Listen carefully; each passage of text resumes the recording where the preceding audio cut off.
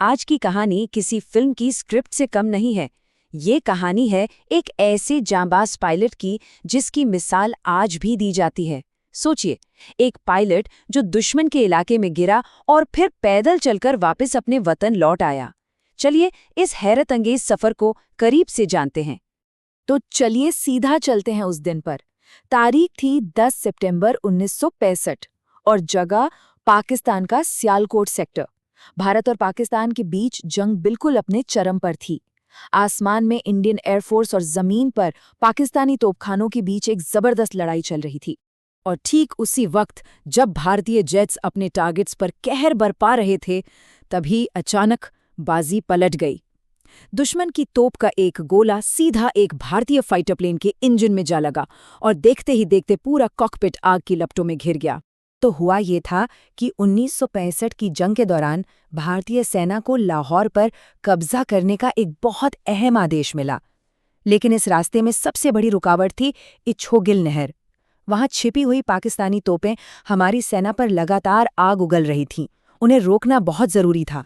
इस खतरनाक मिशन की जिम्मेदारी जिन पायलट्स को दी गई, उनमें से एक थे सिर्फ 21 साल के फ्लाइंग ऑफिसर दारा फिरोज चिनोय। उनका काम था पसरूर के पास छिपी उन तोपों को ढूंढकर तबाह करना। लेकिन ये कोई आसान काम नहीं था। पूरा आसमान दुश्मन की एंटी एयरक्राफ्ट गन से भरा हुआ था, मतलब हर पल मौत का खतरा। अपनी पहली उड़ान से लौटने के बाद जब चिनोय दोबारा उड़ान भरने वाले थे, तो उनके एक दोस्त फिलिप राजकुमार ने उन्हें बस एक गिलास पानी दिया। उस वक्त भला कौन जानता था कि वो एक गिलास पानी अगले 24 घंटों तक उनकी जिंदगी का एकमात्र सहारा बनने वाला था। दूसरी उड़ान में जैसे ही वो दुश्मन के इलाके में घुसे, आसमान में गोलियों की बौछार शुरू हो गई, जैसे कोई आतिशबाजी हो। चिनोय ने नीचे की तरफ गोता लगाया और एक तोप पर बिल्कुल सटीक निशाना साधा। लेकिन तभी एक 40 मिलीमीटर का गोला सीधे उनके इंजन से आ टकराया और उनका विमान एक बेजान पत्थर की तरह जमीन की ओर गिरने लगा। प्लेन से तो वो निकल गए, लेकिन अब दारा चिनोय दुश्मन की जमीन पर थे। आसमान की लड़ाई अब खत्म हो चुकी थी और जमीन पर अकेले जिंदा रहने की एक नई जंग शुरू होने वाली थी। पैराशूट खुलने के बाद भी खतरा कम नहीं हुआ, बल्कि और बढ़ गया। नीचे खड़ी पाकिस्तानी फौज ने उन पर गोलियां चलानी शुरू कर दी, जो कि जिनेवा कन्वेंशन का सीधा सीधा उल्लंघन था। गोलियां उनके पैराशूट में छेद कर रही थीं, लेकिन किस्मत ने साथ दिया और वो किसी तरह गन्ने के घने खेतों में उतरने में कामयाब रहे। अब यहाँ चिनोय ने जो किया वो उनकी दिमागी फुर्ती का कमाल था। वो जानते थे कि पाकिस्तानी फौज उन्हें पकड़ने के लिए सीधा पूरब की तरफ, यानी भारत की सरहद की तरफ भागेगी। इसलिए उन्होंने एक बहुत बड़ा दांव खेला। वो पूरब की बजाय पश्चिम की ओर भागे, यानी पाकिस्तान के और अंदर। ये एक ऐसा कदम था जिसके बारे में दुश्मन सोच भी नहीं सकता था, और इसी ने उन्हें कीमती वक्त दिया। अब शुरू हुआ 24 घंटों का वो संघर्ष, जिसमें उन्हें अकेले बिना किसी सहारे के दुश्मन के इलाके से निकलकर वापस अपने वतन पहुंचना था। ये उनका सबसे बड़ा इम्तिहान था। उन्होंने सूरज ढलने का इंतजार किया। अपने पास जो भी नक्शे और खुफिया कोड्स थे, उन्हें एक छोटे से गड्ढे में जला दिया ताकि वो दुश्मन के हाथ ना लगे। फिर रात के अंधेरे में उन्होंने उत्तर पूर्व की दिशा में चलना शुरू किया। रास्ते में कई नहरें और दलदली जमीन पार की। करीब 20 घंटे, जी हाँ, 20 घंटे लगातार चलने के बाद वो आखिरकार भारतीय सीमा में दाखिल हुए। इस मुश्किल सफर में उन्हें हिम्मत कहाँ से मिल रही थी? उन्हें अपनी पत्नी मार्गी की याद आ रही थी और अपने परिवार की वो कहानी याद आ रही थी जब 1942 में उनका परिवार बर्मा के रंगून से जान बचाकर पैदल ही भारत आया था। परिवार की यही हिम्मत उन्हें आगे बढ़ने की ताकत दे रही थी।